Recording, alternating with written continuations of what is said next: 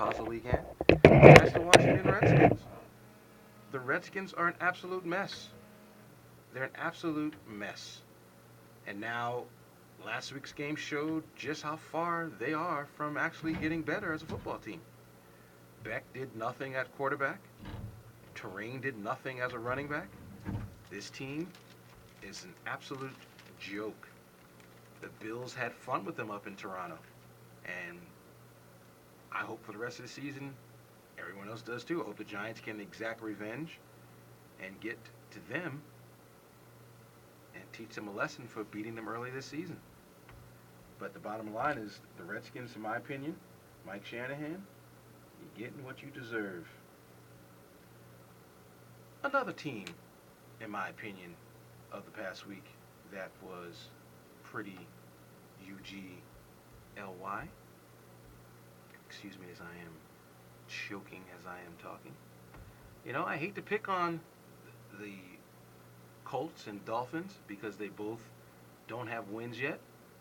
You know, I'm sorry. It's a wins and loss business.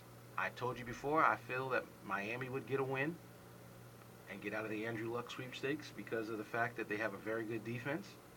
But that defense didn't show up in the second half last week. I feel as if, this team offensively needs to continue to try to run the football. Reggie Bush finally had a 100-yard rushing game. But the bottom line with that team, they're just not very good. And so I'm going to take them off the bad and ugly list from now on until they prove me right. The Colts, they just have to just show up and play hard.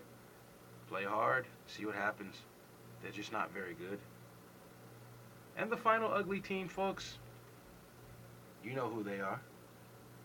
They're the Denver T-Bows, or Denver Broncos to those who don't know what I'm talking about. What a terrible performance last Sunday by the Broncos. They drive right down the field on the opening drive, get the crowd into it, get the people believing that T-Bow, T-Bow. And then, sacked again 7 times. He's been sacked now 14 times in 2 games. This team needs a running game. Take the pressure off Tebow. Someone said to me the other day that he reminds them of Michael Vick. No. Michael Vick came into the league. Yes, he ran a lot, but he threw the ball pretty accurately. He threw the ball with some zip. He threw the ball. No one ever complained about Michael Vick's passes. Everybody complains about Tebow's passes. They never spiraled. They wobbled. It was a disgrace, folks. That wasn't pro football that was played in Denver last week. That was like intramural football. That was horrible. And my final ugly and my final burn this week in the final minute and 30 seconds I have online. Folks, the NBA situation is crazy. First, from the players' perspective, I'm kind of mad at the players because I don't think they're taking this too seriously. And I know you can say, what? What do you mean they're not taking it too seriously? Did you folks remember in the NFL lockout situation? The teams practiced together. The teams worked out together. There was no talk of anyone playing in Canada. There was no talk of anyone playing in the XFL, the arena football. They stayed united and fought the same cause. In the NBA, all you keep hearing about is he's going to play in Spain. He's going to do a circuit trip around the world and play this, that, and the other thing. Well, what's the point of having a season if the players can find other means of making money? And I'm not talking about endorsement dollars because I can see all the commercials that are on TV these days about, about basketball and Nike camp and all of that stuff. That's fine. But come on.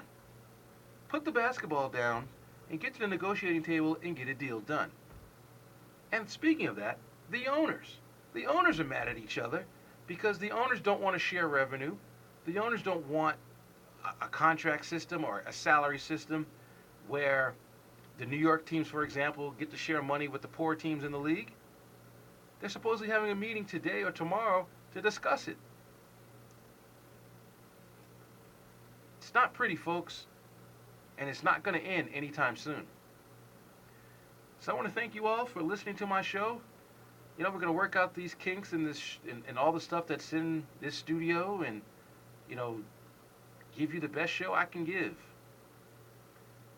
And we'll see you next week, Lord willing. Peace.